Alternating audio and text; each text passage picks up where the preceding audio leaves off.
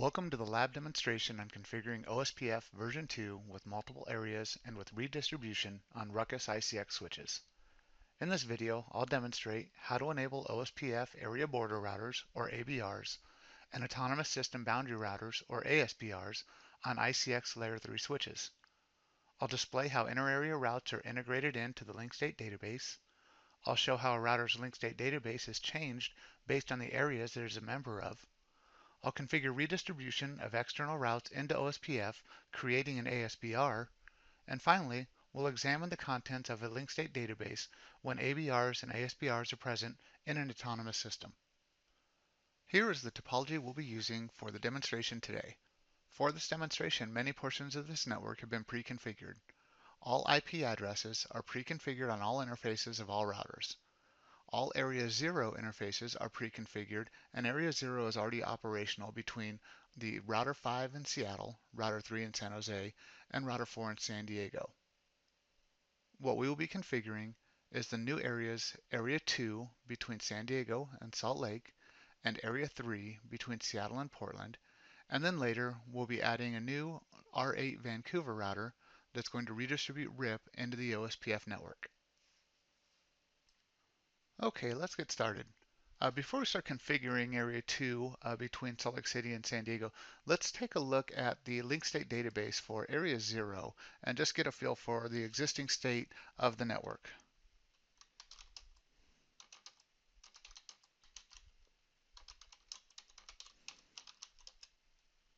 Okay, in this area we have 3 router LSAs and 2 network LSAs.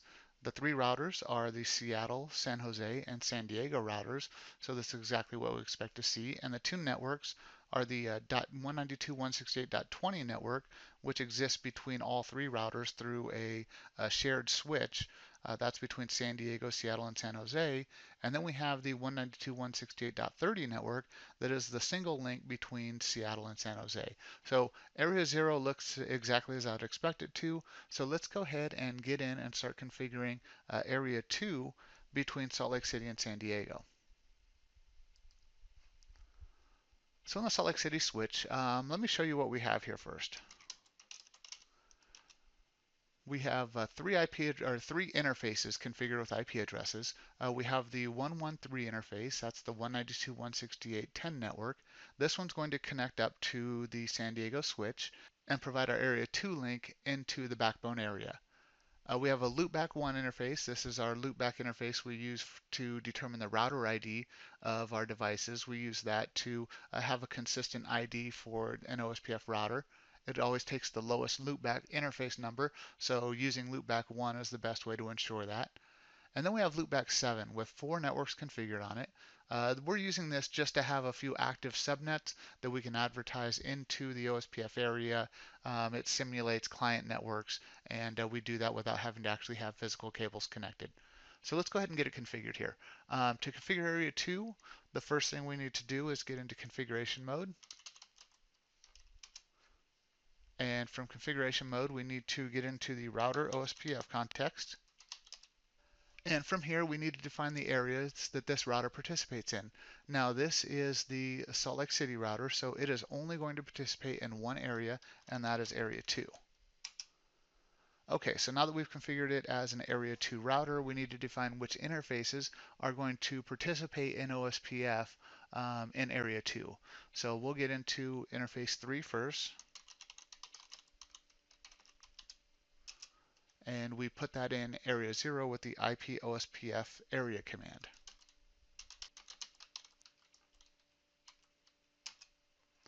Okay, we also want to put our other loopback interfaces in Area 2 as well. So we'll go into loopback 1, and we'll put it in Area 2, and we'll get into loopback 7, and put it into Area 2 as well. So now all of our interfaces on the Salt Lake City router are participating in Area 2, and now we just need to go and configure the same over on the San Diego router and get it participating in Area 2 as well. So let's take a look at San Diego. Let's look at the running configuration first so we know what we're working with here. So we have OSPF already configured and in area 0. We saw that when we looked at the link state database earlier. Loopback 1 is participating in area 0. So we're good there. We have a IP address already pre-configured for interface 3. This is the interface going back to Salt Lake City. There's no OSPF association with that interface at this point, and that's what we're going to correct in just a moment here. We do have interface 1111. This connects back up into that shared media switch that allows connectivity to Seattle and San Jose, and it's in area 0. Okay, so we look good here. Now let's go ahead and start configuring area 2. So to do this again, we get into the router OSPF context, and we need to define the other area that we're going to participate in, and in this case, that's area 2. Okay, so now we have a area 2 configured on the router globally, but we need to put an interface into it, and that interface is 113, and we put that in area 2 with the IP OSPF area command.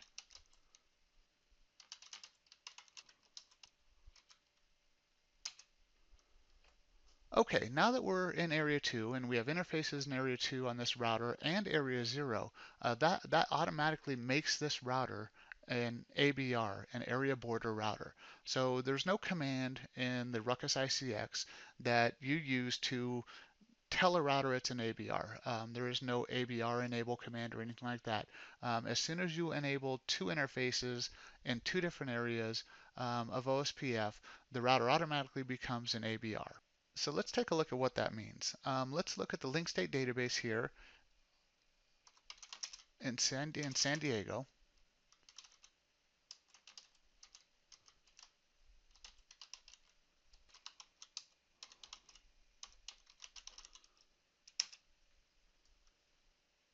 And here we have the full link state database. In this link state database, it's broken up by area. So all of the area 0 interfaces will show up first. That's lines 1 through 11 here. And then everything in area 2 shows up in the remaining lines. So what we have in area 0 is the same information as we had before from a router and network LSA standpoint. We have the three routers, Seattle, San Jose, and San Diego, and the same two network LSAs. That's the 192.168.20 and .30 networks. And then we have a whole group of summary LSAs now. We have 6 summary LSAs. Now these LSAs are generated from the ABR to define the networks that are known in the other adjoining area. So in this case, area 2. So in area 0, you have the router and network LSAs for what's inside the area, and summary LSAs, which are defining what's in the adjoining area. So those 6 networks are the 4 networks configured on that loopback 7 interface. We have the interface on the link connecting between Salt Lake City and San Diego, and then we have the loopback interface configured on the Salt Lake City router. And in area 2, what we have is we have 2 router LSAs. These are the 2 routers that are participating in area 2. That's the San Diego and Salt Lake City router. We have 1 network LSA. This is the 192.168.10 network that spans between the San Diego and Salt Lake City routers. And we have summary LSAs. These summary LSAs are the networks that are advertised in area 0 that are being summarized into area 2. So these are local area 0 routes, but because they're coming from an adjoining area and they aren't originated within area 2, they're sent into area 2 as summary routes. At this point, we should have fully synchronized routing tables between all the routers in the network. So let's go ahead and check that out real quick. So from San Diego, we can do the show IP route command. And when we look at this route table, we have 11 routes in the table. There's one equal cost route from San Diego, and that's to the .30 network. That's because it's an equal cost path through Seattle and San Jose to reach that network. But overall, we have 11 routes known within the network. So let's look at this from Salt Lake City's perspective.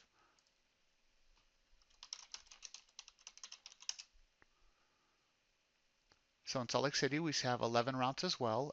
They're all going to be the same routes. They're all known between everybody. Okay, and let's look at this route table from Seattle's perspective.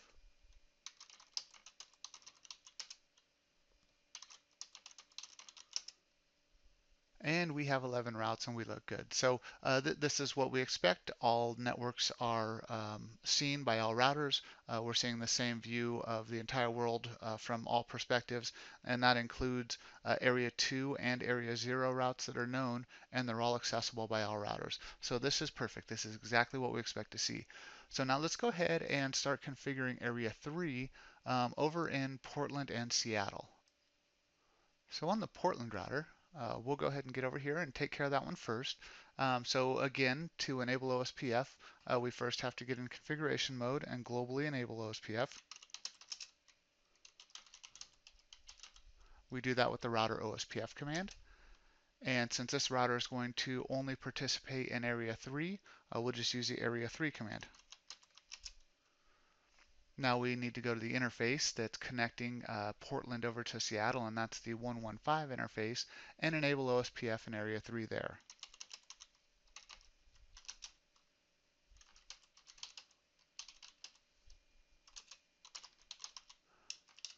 And we'll enable the interface. Okay, so this should be all we have to do over in Portland. We're putting 115 in Area 3. We actually also, it would be in our best benefit to go ahead and put the loopback in Area 3 as well. So let's go ahead and do that.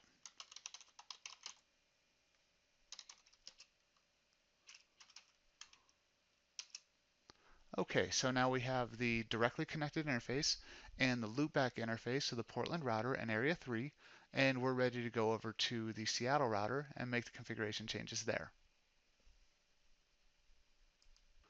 So let's take a look at the running configuration in Seattle.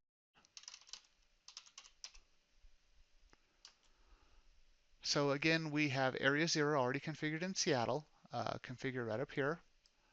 We have an interface loopback 1 that's defined in Area 0. We have a loopback interface 1/1/1 that's also participating in Area 0. This is on the .20 network that connects to San Jose and San Diego. We've got a 115 interface. That's the one that we're going to be configuring going up to Portland that doesn't have an OSPF area associated with it. We have a port 11, which is the link for the .30 network, and that's the link between Seattle and San Jose. So this is what we have configured on the interfaces at this point from an OSPF perspective. So let's go ahead and start configuring Area 3.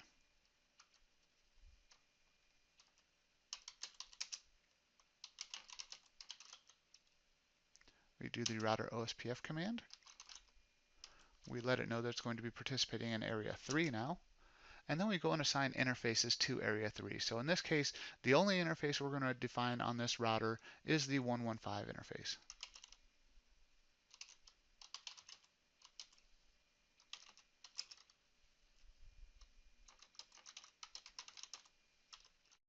Do that with the IP OSPF Area 3 command, and we need to enable the port. Now that that's enabled, let's go and show our neighbor status.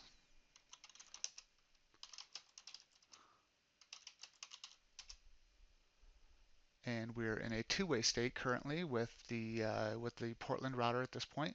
So that'll come up in just a second. Once we come up to a full state, we'll be able to start seeing the impact of our link state database once this comes up. Okay, let's check the state of that adjacency again.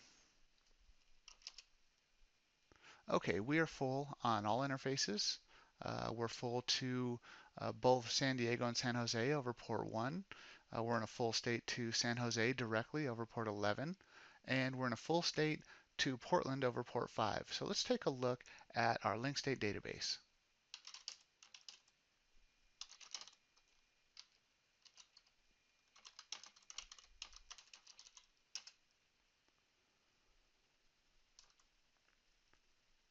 So what we have here is a link state database for a router that is an ABR. Remember, it's an ABR automatically as soon as it participates in two different OSPF areas. Of course, one of them must be the backbone.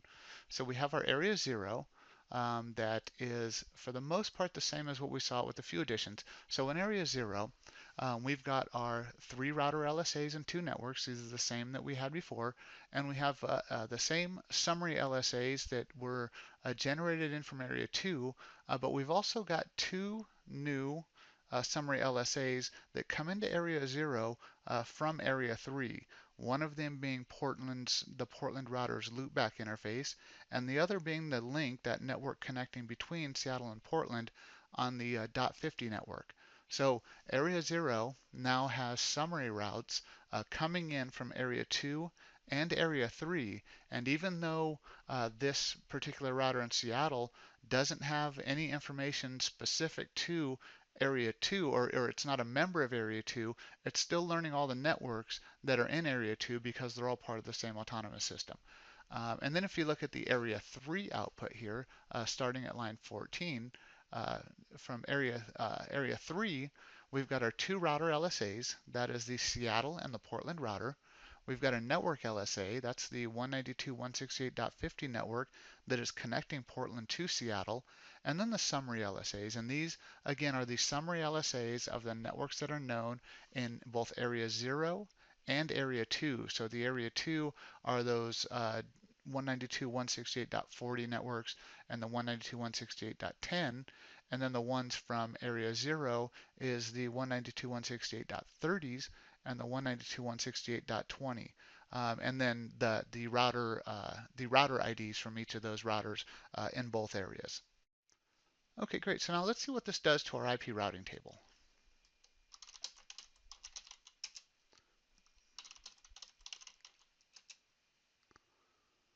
So now we have 13 routes in the routing table. We had 11 before, so that seems accurate because what we should have is the 192.168.50 network, which is the one configured right here. And we also have the loopback interface from the Portland router, which is this one right here, the 10.3.3.1, learned on the 115 interface. So this looks good here. We've got 13 in Seattle. So let's go over to San Diego and see if it's changed its routing table based on what it's learned through the OSPF updates and the addition of the Area 3. So we have 13 over here as well. The same new additions, the 192.168.50 network and the 10.3.3.1 loopback interface. So with OSPF inter-area routing between ABRs and between different areas, what we see here is if all interfaces that are connected and enabled are participating in OSPF in the proper areas, all of the routers in the network have the same routes to the network and know of all the same networks in the network. They're all shared with each other through OSPF and put into link state databases. They're just different entries in the link state database depending on the source of those updates. So again, from Area 2's perspective, anything from Area 0 or Area 3 is going to be looked at as is going to be in the table as a summary route because it's told to it by a router from another area that it's not necessarily a member of. And anything in Area 0 that's learned from Area 2 or 3 would be added as a summary within Area 0 because, again, it's being told about another area and not necessarily generated directly within Area 0. So it's all the same information. It's just how they're learned depending on what the source of that information comes from. Okay, so now that we have inter-area routing configured and operational and everything's working as we expect, let's add some external networks to our OSPF area. So let's imagine that we're adding a new Vancouver site.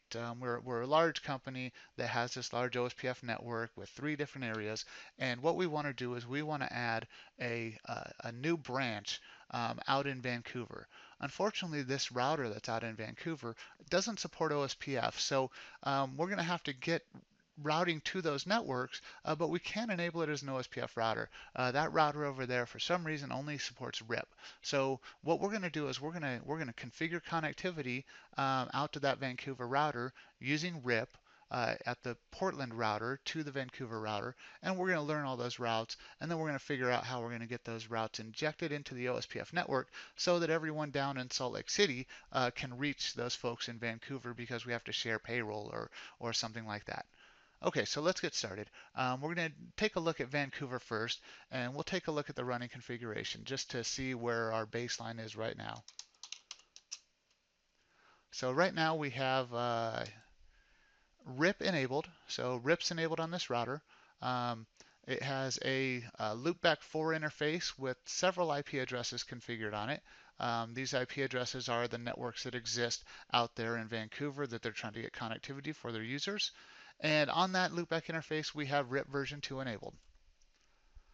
Now the connection between Vancouver and Portland is going to be over the 112 link, and it has an IP address of 192.168.90.2, and it has RIP version 2 configured as well. So it's ready to connect down to Portland as soon as we get Portland configured. So let's go ahead and jump over to Portland and start configuring RIP on the router over there. Okay, so let's start configuring RIP on our Portland router. We do that again with the, just like with OSPF, with the router RIP command to enable the protocol globally. And then just like with OSPF, we'll go into the interface and enable RIP version 2 on it. And that's on interface 2 on this router. And we'll do the IP RIP version 2 only. And this is the way it was configured over on the other router. So we're going to run the same version of RIP between them. And we'll go ahead and enable this interface. And now that RIP's enabled, let's go ahead and take a look at what our route table looks like over here in Portland now.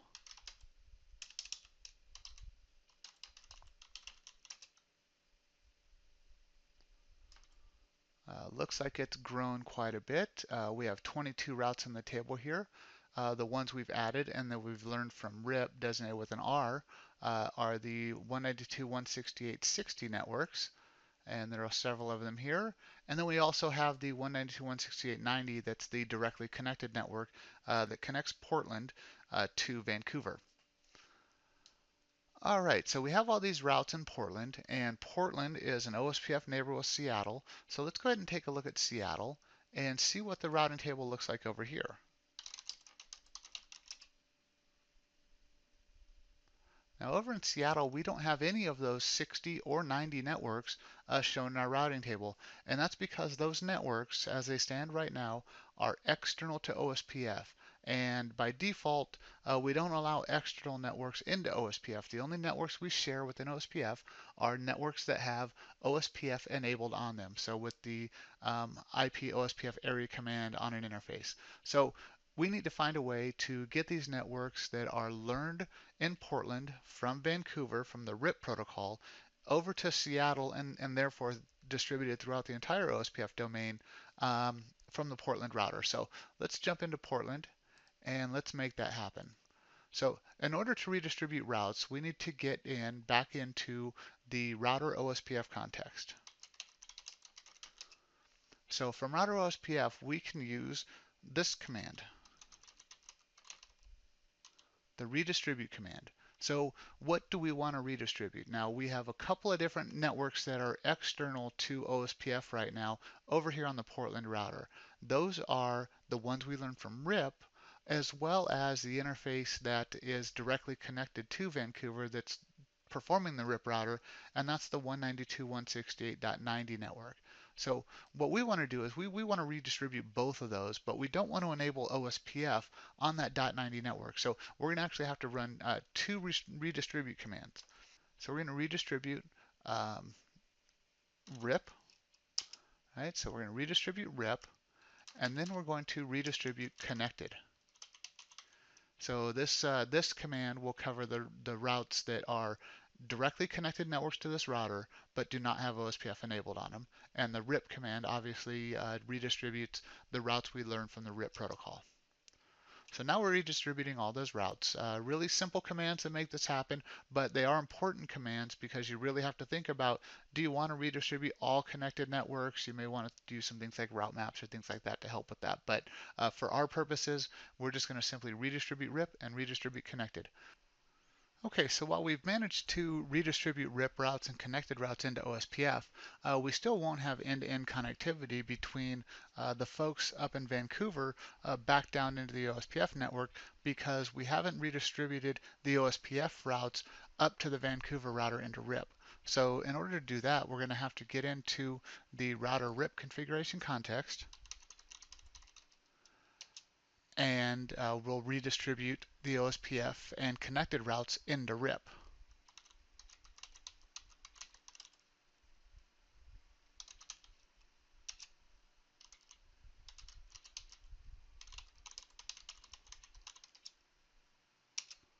Okay, so at this point now, we are redistributing all of the RIP and connected interfaces into OSPF that are not in the OSPF area. So we'll take all these routes that we've learned from either RIP or directly connected to do not have OSPF enabled, and we'll redistribute those into OSPF.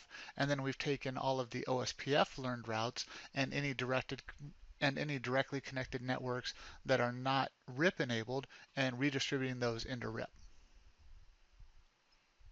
So now let's go over here to Seattle and take a look at the route table again.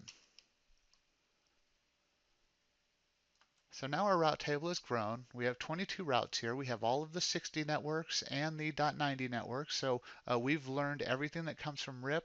And what we see here is these are all learned as type 2 external. So if we have the 2 here, that means these are external networks that are exchanged with a type 2 metric. We won't get into the difference of the type 1 and type 2 metrics here, but these are all learned from redistribution into OSPF. So now that we have all of these new networks in our route table, this really should have made some good significant changes to our link state database as well. So let's go take a look at that.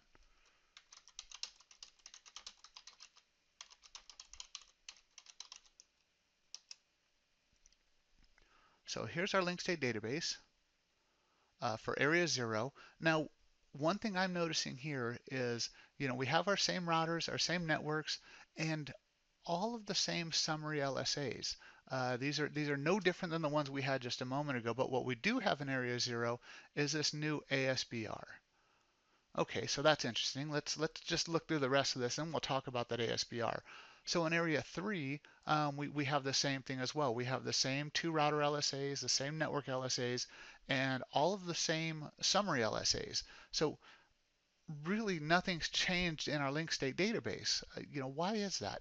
Well, here's what happens. I'll show you in a second. There's another command to show external networks that are learned in OSPF, and we'll look at that, but I'm really want to explain the ASBR item we're seeing here.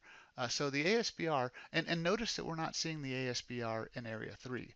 So now the ASBR is the router that is connected to an external network and is redistributing that network into OSPF. So in our case, that's the Portland router, and it's only in area 3.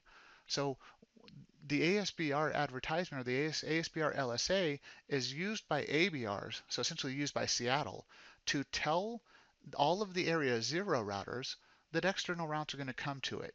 And this is the ASBR that generated them. It's another way of basically that Seattle router saying, there's an ASBR in my autonomous system. Trust the routes, they're good. So there is no ASBR concept within Area 3, even though that's where the ASBR is, because it's the responsibility of the ABR to advertise the ASBR's presence out to the other adjoining areas. So let's take a look at what those external routes and how we can look at those external routes in an ICX switch.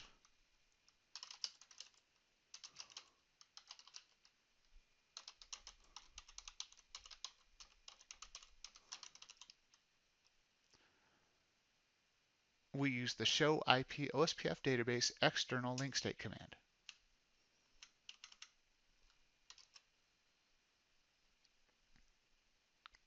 And here we have all of those external routes. So we have all of the 192.168.60 networks that were advertised as external routes, and then we have the 192.168.90 network. So these external routes do not show up in the show IP OSPF database link state command because that only shows type 1 through 4 LSAs. That's your router, network, summary, and ASBR. So you have to run a different command to see external routes that are being injected into your OSPF network. And so those are the LSAs that represent the external routes. We have those in Seattle, but now let's see if all these routes are getting all the way back down to Salt Lake City, where we need connectivity all the way back up to Vancouver.